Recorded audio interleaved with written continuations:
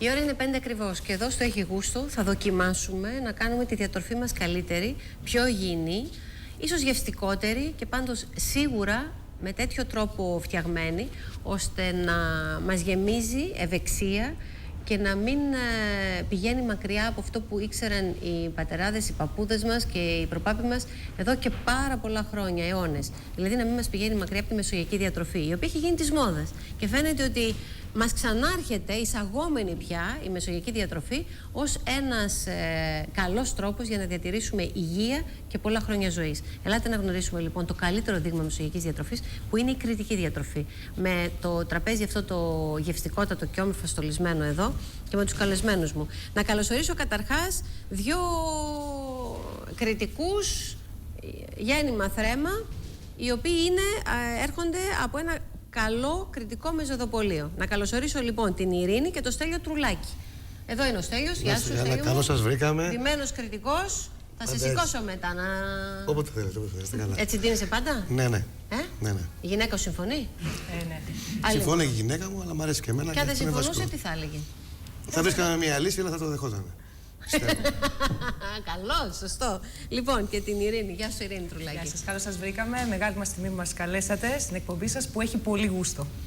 Ευχαριστώ πολύ, Ειρήνη. Να είστε καλά. Γεύματα και μία έρευνα που έγινε ήδη από το 1960 ξεκίνησε και συνεχίζεται έως σήμερα, δείχνει ότι η κρητική διατροφή συγκεντρώνει όλα τα χαρακτηριστικά εκείνα που μπορούν να τη χαρακτηρίσουν ως άριστη για την υγεία και τη μακροζωία. Το ήξεραν οι Κρήτες από πάρα πολύ παλιά, αφού στη Μινωική οι Μινωίτες ήξεραν πώς να διατρέφονται. Για έλατε να μάθουμε κι εμείς, γιατί τα έχουμε ξεχάσει. Λοιπόν,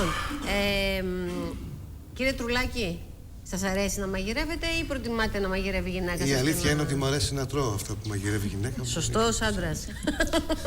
Μαγειρεύει καλά. Πάρα πολύ καλά και νομίζω φαίνεται. Ναι.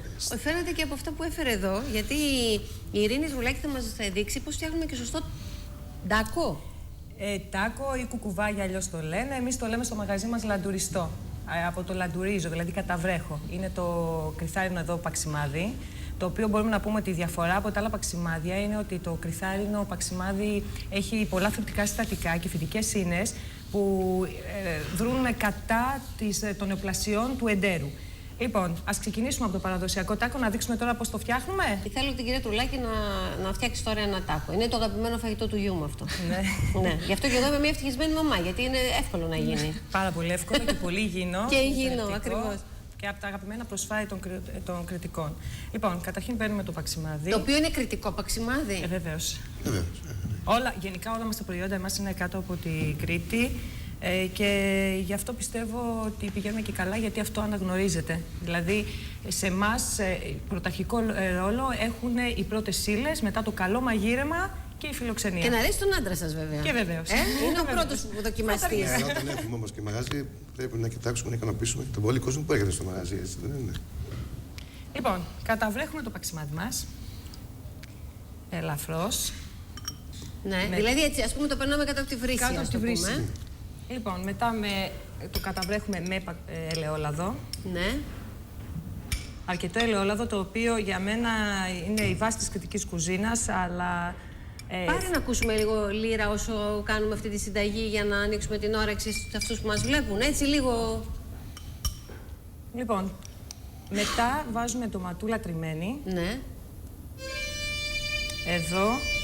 Να πω κάτι εγώ για το ελαιόλαδο, ότι είναι τόσο πολύ θρεπτικό και πολύ υγιεινό, και βλέπουμε ότι στο εξωτερικό το πουλάνε στα φαρμακεία, ενώ εμείς το έχουμε άφθονο στην Ελλάδα. Ναι. Και να πω ότι είναι πλούσιο σε λιπαρά οξέα, γι' αυτό βοηθά στη μακροζωία και στην καλή υγεία, όμοια με τα λιπαρά οξέα του μητρικού γάλακτος. Επίσης, προσθέτουμε τη μυζήθρα μας. Ναι. Τώρα δεν προσθέτουμε οποιαδήποτε μυζήθρα, προσθέτουμε τη σωστή. Τη σωστή, δηλαδή αν τη δοκιμάσετε, είναι φοβερή. Αυτή τη χρησιμοποιούμε και στα καλτσούνια μας. Ναι. Και στις πίτες μας. Βέβαια. Ναι, βέβαια, όλα. Λοιπόν, προσθέτω λίγη κάπαρη, η οποία η κάπαρη βοηθάει πάρα πολύ και διαγειρεί και την μνήμη. Ριγανίτσα. Δεν ξέρω ότι η κάπαρη είναι καλή για τη μνήμη. Πάρα πολύ καλή. Ναι. Και γι' αυτό εσείς Κυκλάδες οι άνθρωποι θυμούνται περισσότερο. Γενικά να σας πω κάτι, τίποτα δεν είναι τυχαίο στην κριτική διατροφή. Το κάθε συστατικό παίζει το ρόλο του. Ναι. Και μπορώ να πω ότι γι' αυτό είμαστε και η κριτική κουζίνα. Θεωρείται ότι είναι και η υγιεινότερη κουζίνα, γιατί χρησιμοποιεί πάρα πολλά χόρτα, βότανα. Είναι πλούσια η κριτική χλωρίδα. Με 3.000 είδη φυτών και μάλιστα λέγεται ότι τα 231 φυτά δεν υπάρχουν σε όλη την Ελλάδα και 57 είδη φυτών δεν υπάρχουν σε όλη την γη, σε όλο το πλανήτη. Προσθέτουμε ελίτσες. Ναι, αν θέλουμε. Αν θέλουμε. Και από πάνω πάλι ελαιόλαδο. Άλλο λίγο ελαιόλαδο. Καλά, αυτό τέλεια. είναι το πιάτο μας. Τόσο λίγο βάζετε? Έχω βάλει ήδη στην αρχή όταν το μουσκέψα με το νερό. Μετά, αν είδατε, προσθέσα. Ναι, και ναι, το αλλά από ελαιόλαδο. πάνω βάζετε λίγο. Όσο θέλει ο καθένας, μπορεί να βάλετε και παραπάνω, όσο θέλετε εσείς. Μάλιστα. Και αυτό λέγεται, ξαναπέστε. Εμείς στο μαγαζί το λέμε λαντουριστό. Λέγεται και κουκουβάρια και τάκος, όπως θέλει ο καθένας. Το οποίο το έχουν υιοθετήσει και σε πάρα πολλές δίαιτες, έτσι δεν είναι? Ναι, και σε πάρα πολλά πλέον εστιατόρια. Ναι. Γκουρμέ. Γκουρμέ. Ναι, Ο λεγόμενος τάκος. Μια παραλλαγή είναι η σαλάτα αυτή, που έχουμε η σαλάτα του Μερακλή, Ναι. η οποία είναι με σπασμένο παξιμάδι, ό,τι περιέχει μια χωριάτικη, μυζιθρούλα, κάπαρη, ελίτσες, τα ανακατεύουμε όλα και είναι ένα πλήρες γεύμα. Αυτό, ότι είναι πλήρες γεύμα, ότι δεν του λείπει κανένα. Δηλαδή έχει πρωτεΐνη από τη μυζήθρα, έχει όλα τα λαχανικά. Η ντομάτα δεν ήταν από την αρχή στη διατροφή των Κρητών, έτσι δεν είναι? Ήρθε αργότερα. Πότε? Έχει περίπου 2 αιώνες που έχει έρθει.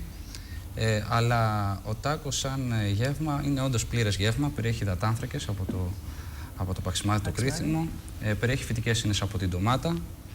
Καλή ποιότητα πρωτεϊνών από το τυρί.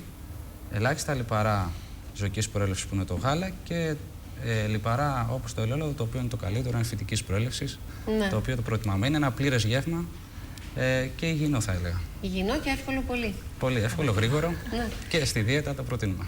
Λοιπόν, Και να πούμε για το σταμναγκάθι μας, το σταμναγκάθι μας. το οποίο είναι φάρμακο. Το συναντάμε, καταρχήν υπάρχει και, το έχω φέρει εδώ πέρα και σε ομό, αλλά Ναι. και σε βρασμένο, πιο εκεί. Αυτό είναι το βρασμένο. Το βρασμένο είναι αυτό. Το σταμναγκάθι τώρα έχει πάρει το όνομά του γιατί είναι ένας αγκαθωτός θάμνος, τον οποίο παλιά κλείνανε τα στόμια των σταμιών για να προφυλάσσουν το νερό τους από τα ζουζούνια. Οι αγκάθες του όμως δεν είναι τόσο αιχμηρές, γι' αυτό μπορούμε πολύ εύκολα να το περισυλλέξουμε. Εμείς το έχουμε και ομό και βραστό στο μαγαζί, αλλά και μπορούμε να το μαγειρέψουμε και με διάφορα φαγητά, με κρέας. Βλέπουμε εδώ πέρα ότι ο κριτικός μπορεί κάθε μέρα να τρώει χόρτα, αλλά τα τρώει διαφορετικά, ένα διαφορετικό φαγητό. Γιατί συμπεθεριάζει τα φαγητά χωρίς κανένα να χάνει την πρωταρχική του γεύση και ταυτότητα. Και δεν τρώει και συχνά ο κριτικός κρέας. Αυτό είναι πολύ βασικό πράγμα. Όχι, παλιά. Αποφεύγει τα κρέατα. Ναι. Ιδίως παλιά συνέβαινε αυτό. Τώρα τελευταία λίγο πιο πολύ κρέας το τρώμε όλοι μας. Γι' αυτό λέμε ότι έχουν εγκαταλείψει. Ακόμα Της και οι εποχής. κριτικοί έχουν εγκαταλείψει τη κριτική Είναι της διατροφή. εποχής, δυστυχώς. Αυτό είναι της εποχής. Λοιπόν, μετά έχουμε το γαμοπίλαφό μας, το οποίο είναι το πιλάφι του γάμου, το συναντάμε στις επαυτήσεις σε γάμους. Ναι. Αυτό τώρα έχει στακοβούτυρο, να πούμε λίγο έτσι τα υλικά ή όχι να Ωραία, έχει στακοβούτυρο, έχει γίνει από το ζωμό, έχουμε βράσει ζυγούρι και κότα για να γίνει πιο έτσι, δυνατός ο ζωμός μας. Αυτό είναι το γαμοπίλο. Το σερβίρουμε με την. Εγώ ξέρεις που το έχω φάει αυτό καταπληκτικά, στο εστιατόριο του φίλου μου του Σταύρου του Θεοδωράκη, του δημοσιογράφου, που άνοιξε ένα εστιατόριο κριτικό. Το γνωρίζω, Ναι, το γνωρίζω. βεβαίως. Έτσι, Και είναι έχω φάει πολύ- γαμοπίλαφο, δηλαδή μετά δεν θες να φας για Δεν 2 θες να μέρες. φας κάτι άλλο. Εδώ είναι, να το. Το Μάλιστα. οποίο είναι πάρα πολύ ωραίο, πολύ νόστιμο και πρέπει να πούμε ότι δεν έχουμε να ζηλέψουμε τίποτα η κριτική κουζίνα και γενικά η ελληνική κουζίνα, αλλά ιδιαίτερα η κριτική κουζίνα, τίποτα από τις ξένες κουζίνες.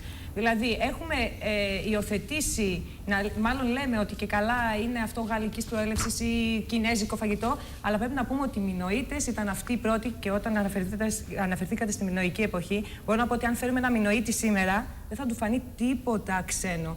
Γιατί έτρωγε και τους μπουμπουριστούς του. Αφού βρέθηκαν πιθάρια στα οποία φιλούσαν Ναι, λάδι, βέβαια, όσπρια Και μέλι.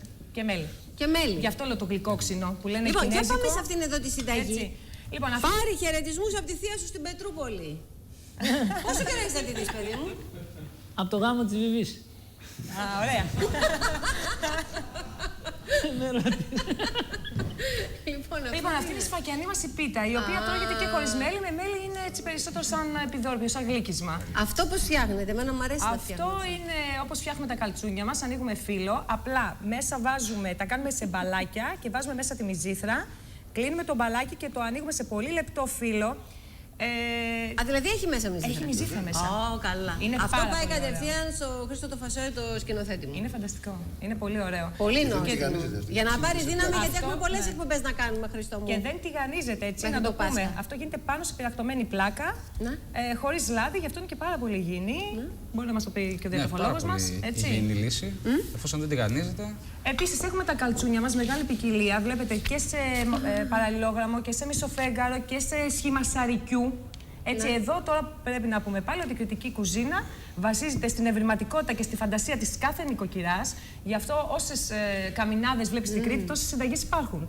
Και μπορούμε να πούμε τώρα για το φύλλο ότι είναι μια καταξίωση, θεωρείται καταξίωση της κρητικιάς νοικοκυράς στο άνοιγμα φύλλου. Και παλιά λέγανε ότι πολλές φορές και γονατιστή άνοιγε φύλλο με το ξύλι και ένα πολύ λεπτό. Γιατί το άνοιγε γονατιστή? Για να ευχαριστήσει το Θεό για τα καλά που της προσφέρει και που την καταξιώνει να ανοίγει και το φύλλο. Ναι, όλα αυτά βέβαια. Πολύ ωραίο. Είναι, ναι. Εμένα μου αρέσουν πάρα πολύ και το ψάχνω πάρα πολύ έτσι, γενικά με την παράδοσή μας. Γιατί ο σκοπός και της Πασιφάης, αλλά και γενικά και εμείς σαν άνθρωποι, γι' αυτό άνοιξαμε και το μαγαζί, είναι να ξυπνήσουμε παλιές μυρωδιές και γεύσεις στους παλαιότερους, αλλά να μάθουμε και τους νεότερους μερακλείτες να θρέφονται σωστά. Και γι' αυτό προσπαθούμε για το καλύτερο. Ωραία. Λοιπόν, παρακαλώ τον Πάρη Περισσινάκη. Θα πάμε στους μπουμπουνιστούς αμέσως μετά. Εντάξει. Λοιπόν, δεν θα ξεχάσουμε έχουμε και συνταγή. Ναι, ναι. Μπουμπουνιστούς κοκκιούς. Μπουρμπουριστούς. Μπουρμπουριστούς. Ναι. Για πες το, για πες το. Μπουρμπουριστούς. Γιατί βγαίνει? Αμπούρμπουρα, δηλαδή μπαίνουν στο τηγάνι μπρούμητα, με το κέλφος προς τα κάτω. Γι' αυτό. Οπότε δεν ξεφεύγουν με τίποτα. Όχι. Να τελειώσουμε με τη συνταγή αυτή. Μπουρμπουριστή κοχλή. Πώς γίνονται? Λοιπόν, αφού έχουμε κάνει μια προεργασία, γιατί εμάς μας τους στέλνουν από κάτω, αλλά εμείς τους ταΐζουμε με αλεύρι, μακαρόνι για να καθαρίσουν.